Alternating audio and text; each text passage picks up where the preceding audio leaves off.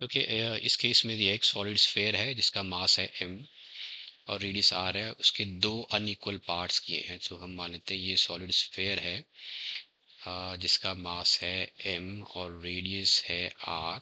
इसके दो unequal parts बनाए। एक बनाया इन्होंने smaller part having mass m by 8 is converted into a sphere. तो एक आपका बन गया स्फेयर। मास ऑफ स्फेयर जो है वो 1/8 ऑफ द बिगर स्फेयर है और इसकी रेडियस जो है वो r है। हम मान लेते हैं ये स्मॉलर स्फेयर है, let this be the smaller sphere. अब स्मॉलर स्फेयर की रेडियस हम मान लेते हैं r। इसका मास जो है m/8 1/8 of the bigger sphere है। तो अगर मैं इनके मासेस को डिवाइड करूँ, मास ऑफ द ये ऑरिजिनल स्फेयर है, this is the smaller sphere. अब मास इज इक्वल टू हो जाएगा 4/3 पाई r cube into the density. ऐसे स्मॉलर स्फेयर का हो जाएगा 4/3 r cube into the density. Now this m upon mass of the smaller sphere is m/8। इधर रह गया मेरे पास r/r द होल क्यूब। सो इधर आ गया 8। 8 इज इक्वल टू ये क्यूबिक रूट ऑफ 8 आ जाएगा। This is radius of the larger sphere and the smaller sphere, तो ये 2 आ गया। So that means radius of the smaller sphere is equal to आ जाएगा r/2। ओके, ये आ गया।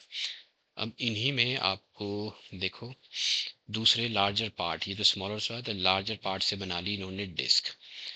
और फिर I1 जो है moment of inertia of a sphere है of the smaller sphere about an axis through its centre. Through its centre से जो एक्सिस है इसके अबाउट जो मोमेंट ऑफ इनर्शिया है वो I1 है।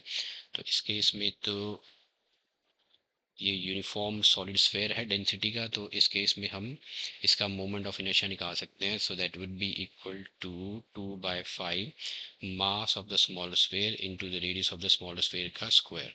सो 2/5 into mass of the smaller sphere है m/8 ले लेते हैं। Radius of the smaller sphere आ जाएगा r/2 का square. So this is 2/5 into m/8 into r²/4, ये आपका आ गया।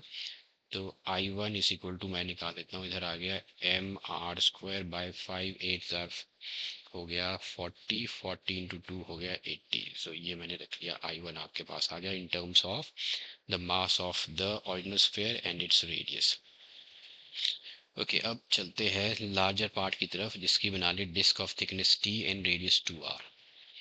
So this is a disk of thickness t, thickness इसकी t है and this is the thickness t, radius है इसकी 2r। ओके, अब इसका जो मास है, मास ऑफ द डिस्क, वो original mass minus the mass of the smaller sphere जो कि m/8 है, तो ये हो जाएगा 7m/8। अब इसकी रेडियस आपको दे रखी है, रेडियस ऑफ द डिस्क आपको दे रखी है 2r।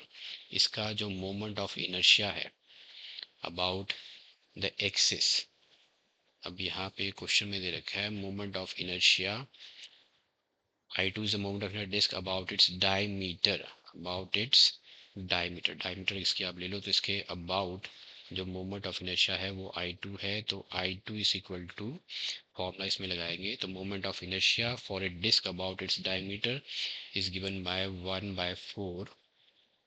1/4 mass of the disk into the square of the radius of the disk।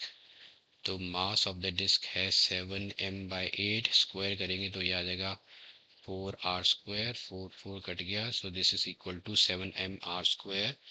7mr²/8। अब इनका आपको निकालना है ratio I2/I1।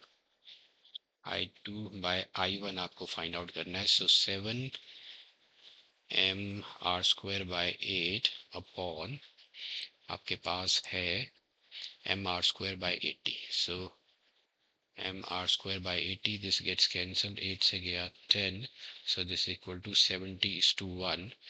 70:1 means second is the correct option here।